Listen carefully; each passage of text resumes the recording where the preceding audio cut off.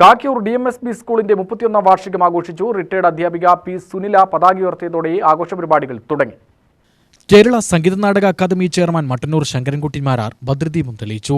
തുടർന്ന് സ്കൂളിലെ പൂർവ്വ വിദ്യാർത്ഥികളും അണിയിച്ചൊരുക്കിയ പഞ്ചാരിമേളം അരങ്ങേറി. യോഗ, കരാട്ടെ, അബാക്കസ് എന്നിവയുടെ പ്രദർശനവുമുണ്ടായിരുന്നു. തുടർന്ന് സ്കൂളിലെ വിദ്യാർത്ഥികളുടെ നൃത്തനൃത്യങ്ങൾ അരങ്ങേറി.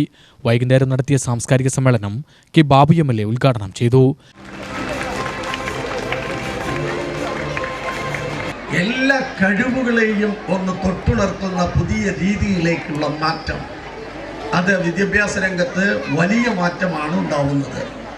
സ്വാഭാവികമായി എയ്ഡഡ് ആവട്ടെ, സർക്കാർ മേഖലയിലുള്ള വിദ്യാലയങ്ങളിലേക്കാവട്ടെ, ലക്ഷക്കണക്കിന് വിദ്യാർത്ഥികൾ ഇത് വന്നു ചേരുകയാണ്.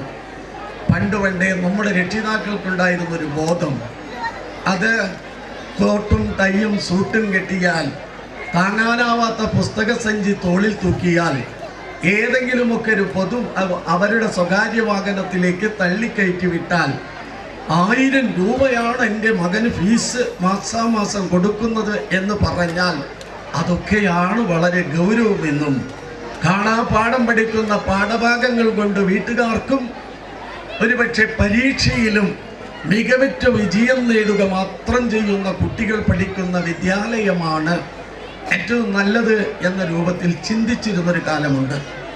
എന്നാൽ ഇന്ന് അതിൽ നിന്നും മാറി നമ്മുടെ വിദ്യാലയത്തിലെ സർക്കാർ അംഗീകരിക്കപ്പെട്ടിട്ടുള്ള വിദ്യാലയങ്ങളിലും നിങ്ങൾക്ക് ഇംഗ്ലീഷ് മീഡിയം പഠിക്കാം. അഭിമാനത്തോടുകൂടി 4ാം ക്ലാസ് കഴിയുന്ന, 7ാം ക്ലാസ് കഴിയുന്ന കുട്ടികൾ മറ്റേതൊരു മത്സര പരീക്ഷയിലും സ്വന്തം ജീവിതത്തിലും മറ്റേതു സ്കൂളുകളേക്കാൾ മികവുറ്റ രൂപത്തിലേക്ക് പോകുന്ന കാഴ്ചയും നമ്മുടെ മേഖലയിൽ തന്നെ നമുക്ക് കാണാൻ കഴിയുന്നുണ്ട്. കൊടുവായൂർ പഞ്ചായത്ത് പ്രസിഡന്റ് വി മുരുകദാസ് അധ്യക്ഷനായി. മട്ടന്നൂർ ശങ്കരൻകുട്ടി മാരാർ, കലാമണ്ഡലം ശിവനമ്പൂതിരി, കാക്കൂർ അപ്പുക്കുട്ടൻ മാരാർ, ഗായിക വൈക്കം വിജയലക്ഷ്മി, ഗായകൻ വി ദേവാനന്ദ്, മുൻ MLA കെ ചന്ദ്രൻ, ജില്ലാ പഞ്ചായത്ത് അംഗം KM Febin, school manager TK Gopinathan, പ്രധാന അധ്യാപകൻ KG Anilkumar, K Ravi, S Ashwan എന്നിവർ പ്രസംഗിച്ചു.